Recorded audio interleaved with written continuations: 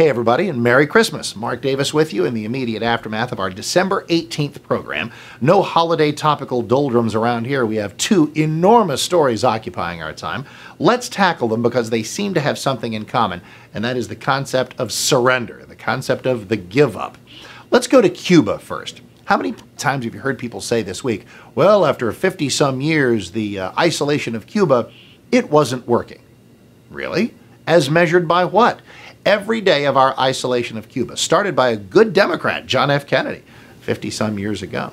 Every day of that isolation was a message. It was a steadfast, consistent, I know those concepts are lost these days, therein lies the problem. It was a steadfast and consistent message to Cuba that said, if you're going to sprout a little communist country on that little island 90 miles off our shores, we're not going to deal with you. Not going to deal with you at all. And that message would have borne fruit at some point.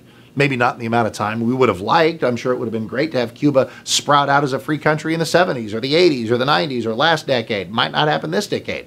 But Raul Castro is going to die at some point. And Cuba's main funnels for help, Hugo Chavez's Venezuela and Vladimir Putin's Russia, they're having their own problems. So Cuba was about to paint itself into a really serious corner, but not anymore.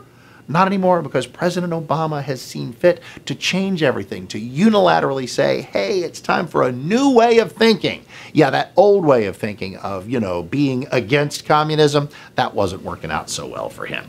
I know that there are free marketeers, people who agree with me on a lot of things, who are saying, Mark, and they've told me this week, they've said, Mark, what about capitalism? And, we're trading with China. After all, we're trading with China. I've been beaten to death with we're trading with China. I know we're trading with China.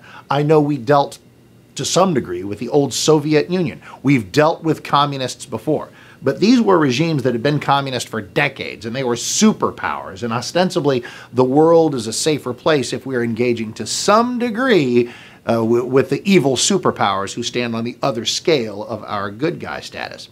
Cuba's no such thing. That's a little island off our coast, and in 1959, Castro turned them communist. And 2 years later, an American president said, oh yeah, you're going to be communist? We're not going to deal with you. That's a perfect equilibrium. They're communist, we shut them down. Something's got to give. It might not happen in our ideal time frame, but it was going to give. At some point, let's say when Raul Castro died, which can happen any time for me, I'm sure you agree with me, that at that point, the people of Cuba were going to say, okay, there's a vacuum now. Here's our opportunity to cast off these communist shackles and become a free country.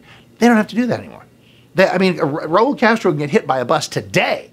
And if here comes Starbucks and here comes McDonald's and here comes American capitalism and here come the cruise ships, it's like, whatever. On balance, things got better.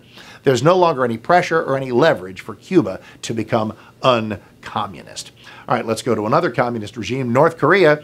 They are now running the United States movie industry. I hope the North Koreans are okay with that new Star Wars movie, because they can shut that one down too.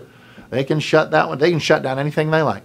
Now this one is a tougher one, because it's not the government, it's a private company. Private companies can do whatever they want. If a movie theater chain didn't want to show the interview with Seth Rogen and James Franco, if a movie company didn't want to release it, they're completely within their right to make that decision. But it was gutless, and it handed the terrorists another victory. You got to take a look at the evaluation of risk, at the real assessment of how likely a movie theater was to blow up because the North Koreans were blathering. The North Koreans blather all the time. It's what they do. So when they, in their broken English, said, hey, America, remember that September 11th, and if you live near a theater, you might want to sell your house. What, we're supposed to take this seriously?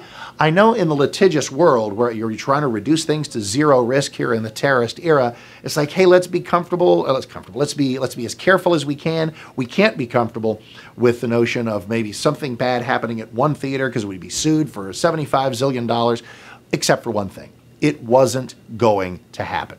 And it would have been made less likely to happen if we as a country, if Sony as a company, if theaters as businesses had said to North Korea, guess what? You're not going to determine the kind of movies we make. You're not going to determine the kind of movies we see.